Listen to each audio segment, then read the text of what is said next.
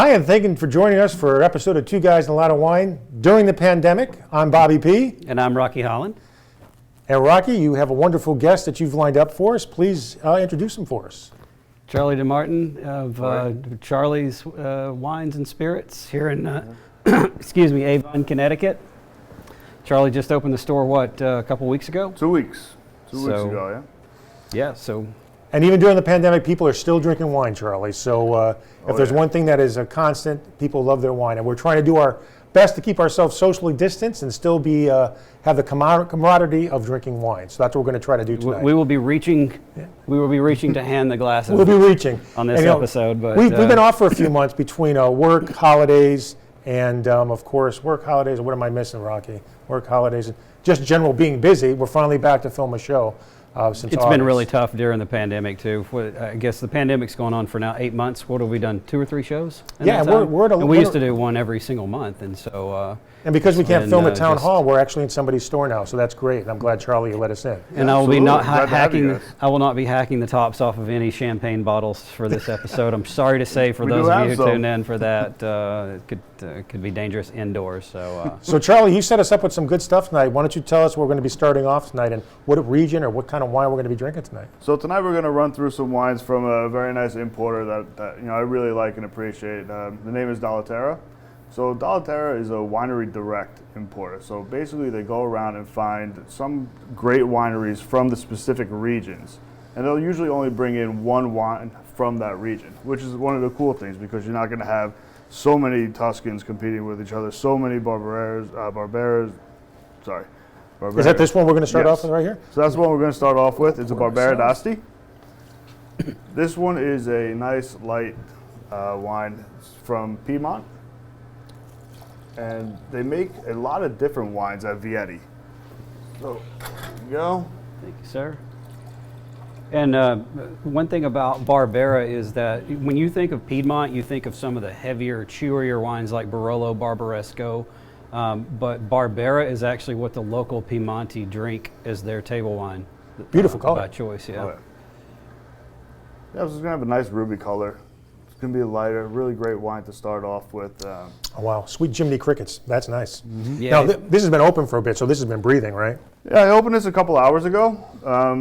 And it is, it's been setting up perfectly. It should have a nice red fruit flavor. It's not going to be too tannic, not too grippy. It's really a wine that you can you don't even really need food for it. Now, do you think you have to actually decant a lot of Italian wines? And we just have a customer that just walked into the store. Oh. Feel free to browse around. If you have any questions, just let us know. Sorry, we're shooting a TV show here. No, really, just feel free to walk right in. across. Yep, go right ahead. This is one that can be paired with anything, right? Yes, this wine it's light enough where it can go with certain fish dishes. It can go with your white meats, like your porks and chickens, and it'll hold up nicely against a steak as well.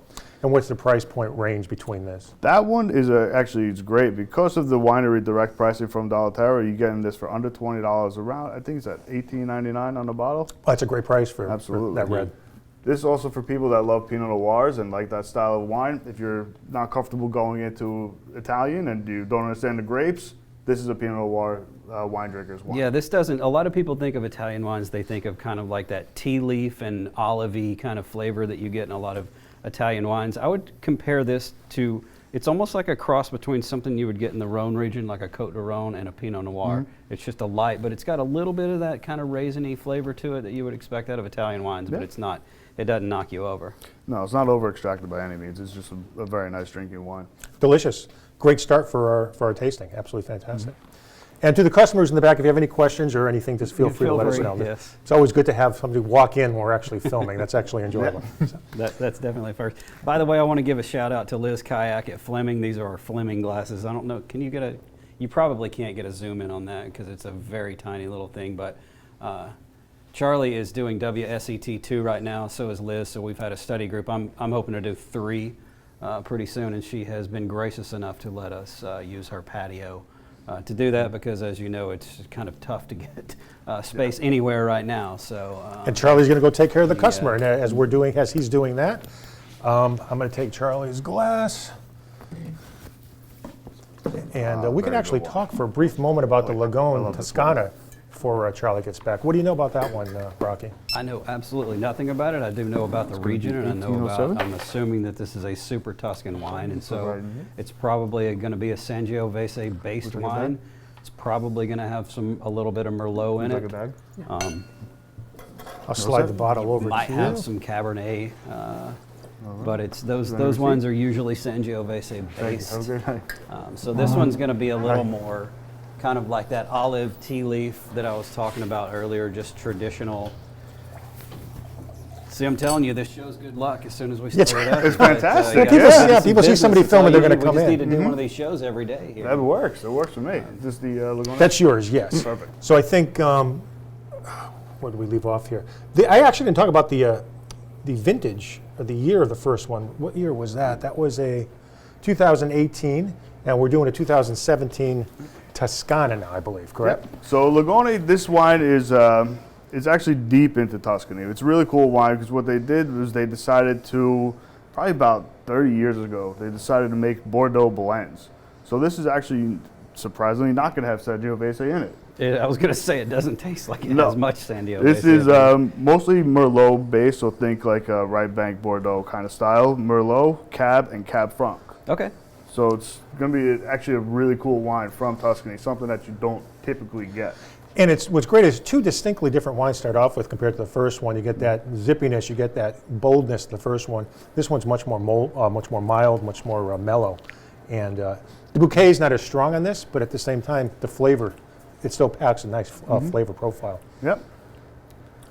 I think this one has a little, maybe slightly more tannins. Definitely, it's a It's got that muddier color too. I Yeah, think, it's a little more garnet on the color for sure. It's so interesting to taste because everybody wants to do the Bordeaux blend, especially in California. California wants to be Bordeaux more than anybody, but for Tuscany to do Bordeaux, it definitely does not taste like Bordeaux, but it does taste like Bordeaux. I don't even know how I would describe it. It's like a Bordeaux that's kind of that begs for Italian food. It's almost got like a tomato-y quality to it, or like a tomato stem quality to it. And there's an earthiness to it. Definitely an earthiness to it. It's like for some reason, even if there's not Sangiovese in there, you still get the acidity. It's like something just being an Italian wine that just has to be in there, and it just kind of goes through as well. And you said this has Cab Franc or Petit? Cab Franc. Cab Franc, okay. I gotta say, Rocky, you're in the governor's chair over there. You're looking pretty stately. I think got the Very best seat in the house. gubernatorial. Yes, I love that chair. I sit in that for hours, just reading books on the in front of the table there.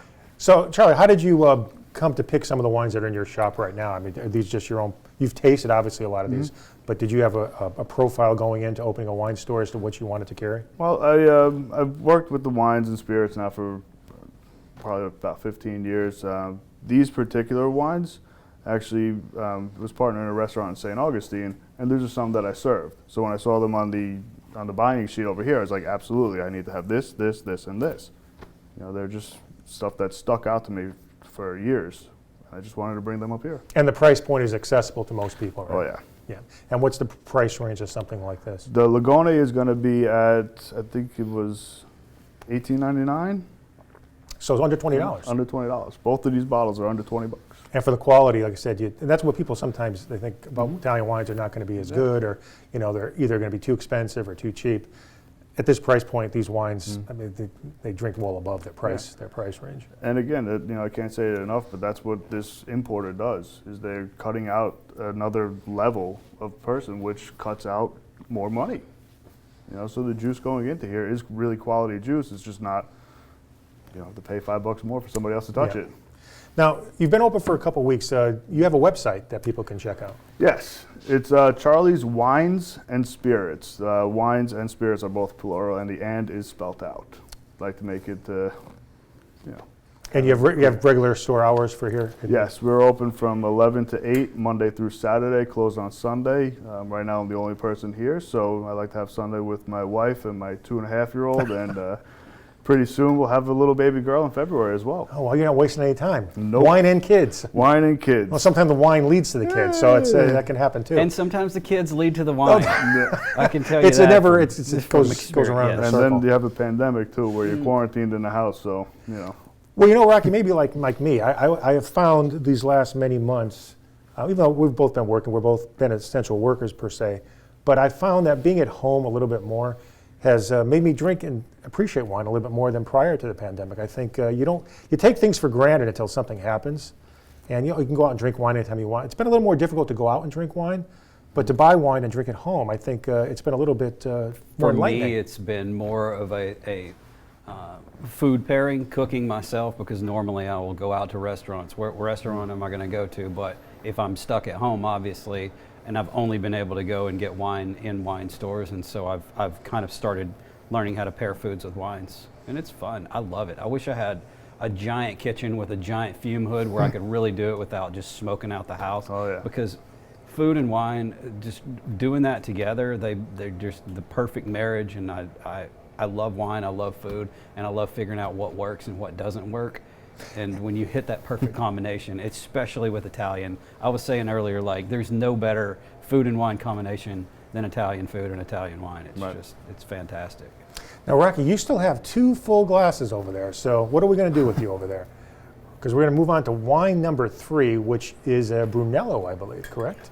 Oh yeah, 2015. Actually, you have a clean glass there, Charlie. So you can we could both have a clean glass. Yeah, sure. It's interesting, though. I like when you.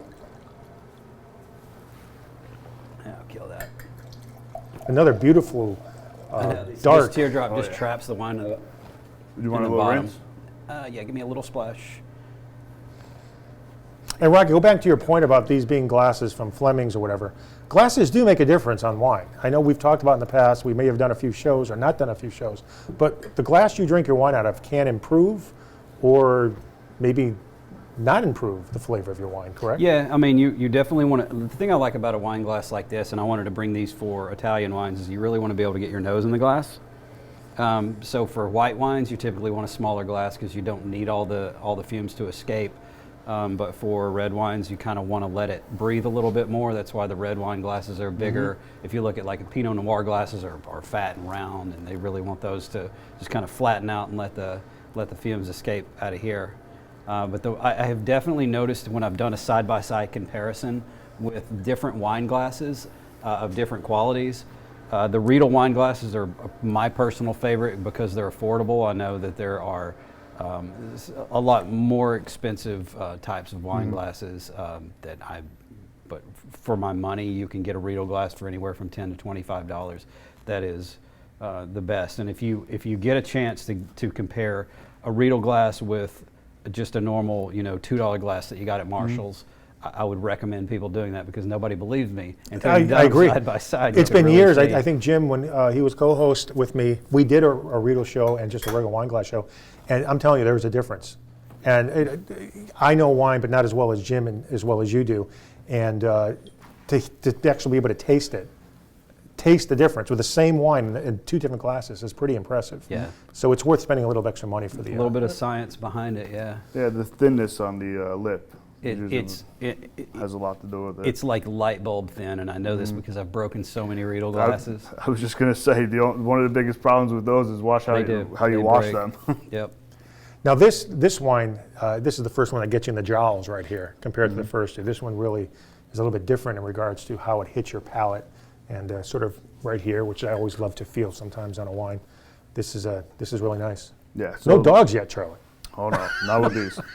So with the Brunello, this is going to be aged I think 30 months in I believe Slovenian oak, and then they let it sit for about another year in the bottle before it comes out. Wow. So that's why you're getting that tannin structure really gets softened up because Sangiovese this is 100% Sangiovese from Brunello. That's obviously how they make their wines, and you get a lot of good acid in there, but it has thick skin, so it does have some really good tannin structure, and then the oak helps to kind of soften that all out. In your experience, do you really need to decant some Italian wine? Like, do wines like this need to be decanted? Or I have a little diffuser there. Is that even necessary for some of these wines? Maybe not so much for the first 2, but for the Brunello and for when we taste the Barbaresco, if you open them up a little bit beforehand, it definitely won't hurt the wine. That's for sure. I would recommend it, for sure. And the price point on this particular one?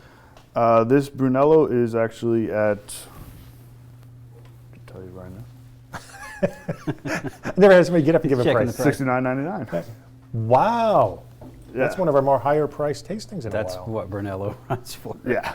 Wow. So this is a 2015, and it's drinking fantastic. I have a 2011 at my house right now, and I'm still going to give that some time to sit on. But I'm really excited for that. Well, actually, that's 5 my next years. question. Maybe Rocky knows the answer to this too. Is how long can you age these wines? These first 3 wines, are they cellarable for a while? Oh, absolutely. These the Brunello and especially the Barbaresco. Barbaresco can go for 20 years in the cellar, Wow. and it'll just get all these different flavors, these tertiary flavors, what they call, where you're going to get all the earth and mushroom, like forest floor is going to really bring out. And you'll notice also when they get aged more, the color will garnet even more. It almost like Yeah. it oxidizes. Yeah, and you can also, if you're wondering, there's not exactly a length of time because every season is different. So some wines you are ready to go and others won't. Like for Piedmont, for example, we're going to be drinking a Barbaresco. 08 and 10 right now are still hold years. They say hold on to it. Yep. However, 11 is go ahead and drink it. So even though it's a little bit newer, just because of the climate that year, you can go ahead and drink Yep. that one. Not Absolutely. those are kind of the guidelines. There's no like real right or wrong way to do it. If it's a 2008, you can go ahead and drink it. I mean, Yeah. come on. And actually, Okay. Charlie, you're the first person we've been able to ask who's in the business in a while on the show. Has the pandemic in any way hurt your distributors? Are you having a harder time getting wines in?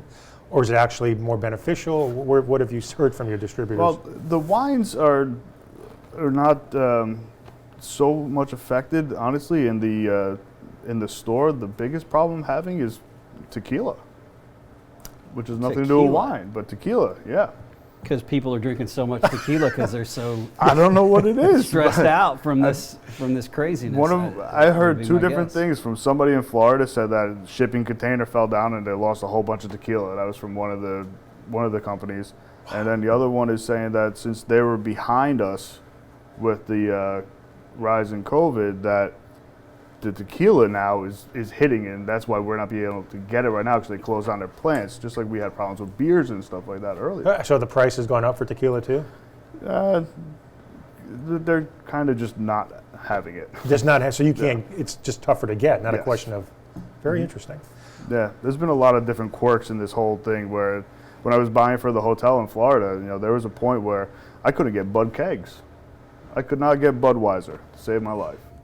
It was incredible. That is The incredible. distribution industry. Yeah. It's so interesting how all that works. Yeah. Yeah, it's just it hits on all these different levels and it hits at different times where you don't know what's next. The next hurdle. I don't know what it's going to be. Find out, but Well, I gotta say, there's been no hurdle tonight because each one of these wines has gone over the hurdle. Absolutely spectacular. This one's fantastic. And these are all available right here at pasta right now for this. It's just These are it's so available right good. here at Charlie's Wine Oh, and yeah, Spirits, correct? absolutely. So please, you will not be disappointed so far in our first 3.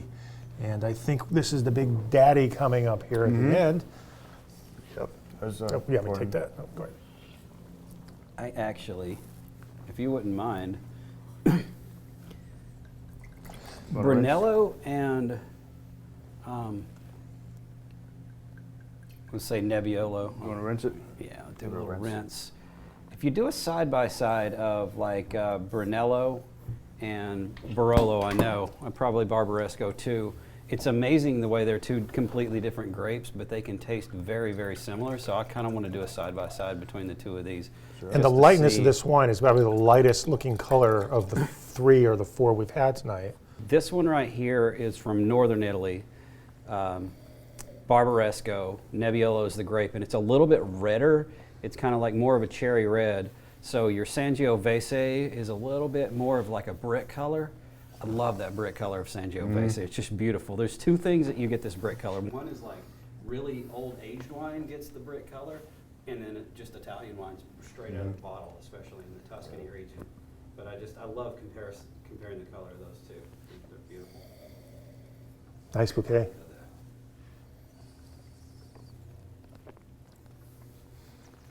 Wow, Joe, you really set up 4 really distinct tasting profiles tonight. I mean, each one is so unique in their own way and good in their own way.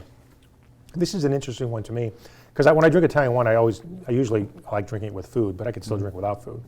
This is one that is just one that you can just sort of sit back and have a conversation like we're having now, and you don't really need any food. It's a very elegant wine. The tannin structures are, it's got good tannin, so you definitely feel the grip on but it. it's For not sure. ripping like.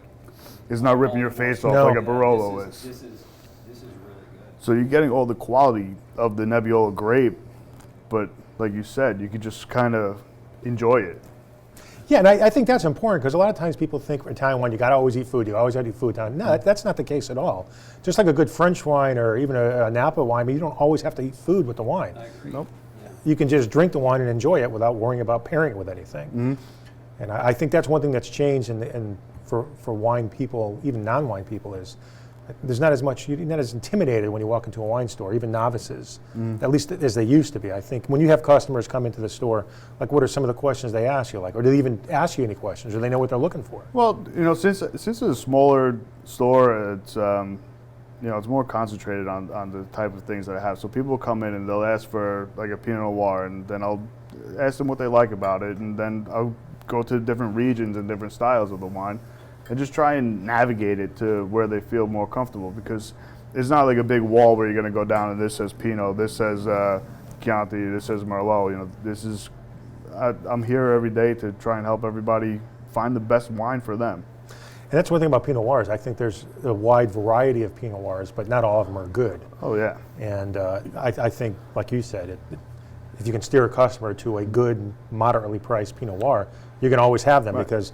once they taste a good Pinot Noir, a moderately priced one, they're going to be hooked. Yeah, I mean, somebody who likes a Russian River Pinot Noir that's been oaked in American oak and has all that vanilla and creaminess, they're not going to like a Burgundy. It's two different flavors. Well, unless you're like us and we pretty much like everything. Well, So it's of course. But for me, it's what am I in the mood for? Every now and then I'm in the mood for, I would say 99.9% of the time I detest California Chardonnay, the big butter butter bombs. But when I'm in the mood for it, nothing else will do. Oh, yeah. Especially if I've got like a big plate of some kind of seafood that's, that you would dip in butter, like a lobster. right. But it's subjective. Yeah. One man's treasure is another man's trash. Mm-hmm. I mean, I don't particularly like the overly sugared California wines that tend to dominate the American market. Right. But I'm not going to begrudge anyone for saying, I want Meiomi instead of I want this, Burgundy Pinot Noir.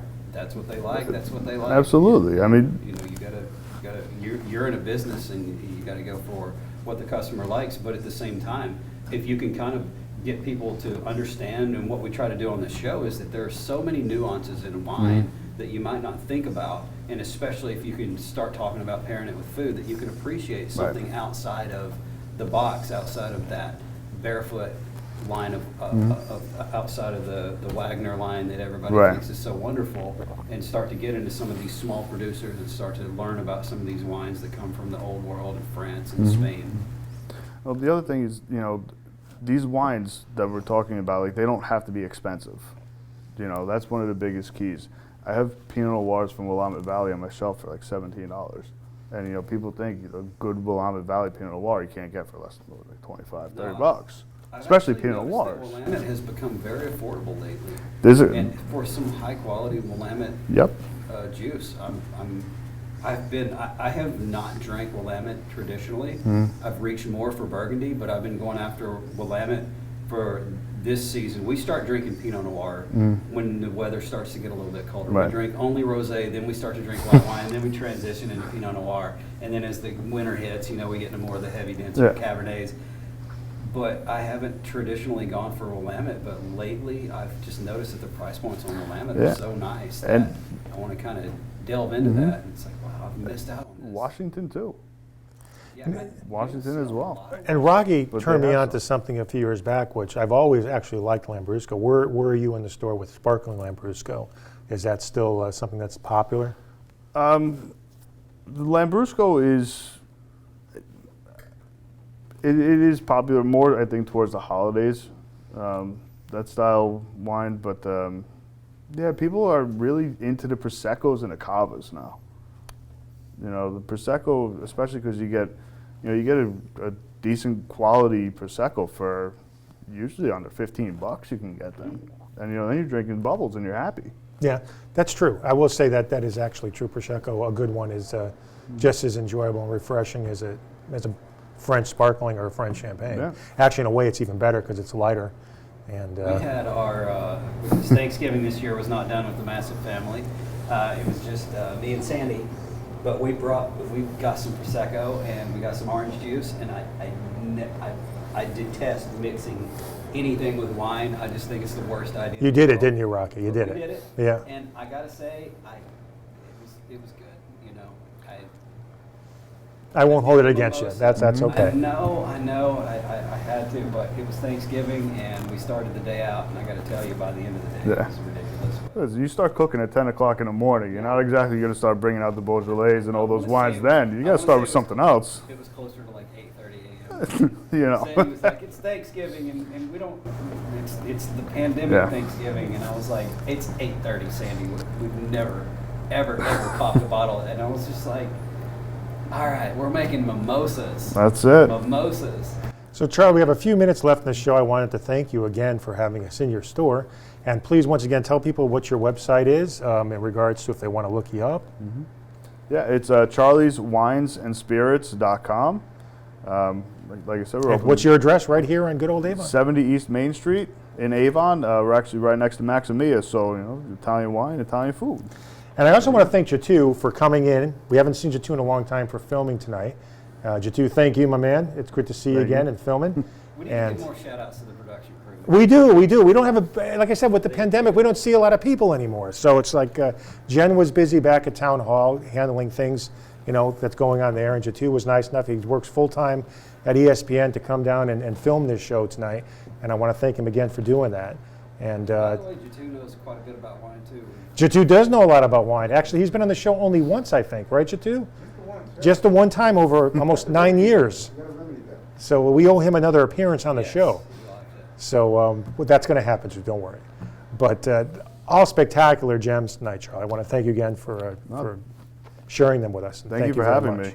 And Rocky, thanks again for, I know you had a busy day for coming down and filming tonight. And Perfect end to the busy. it is. I don't know what our next show is going to be. Who knows? We still can't film at Town Hall. The studio is still closed for general filming. But we're going to try to get out to different places and do our social distancing and filming and still enjoying wine. So I want to thank all of you for watching. It's good to be back for almost coming to 2021, so thank you. So until next time, keep all of us in your wine cellar.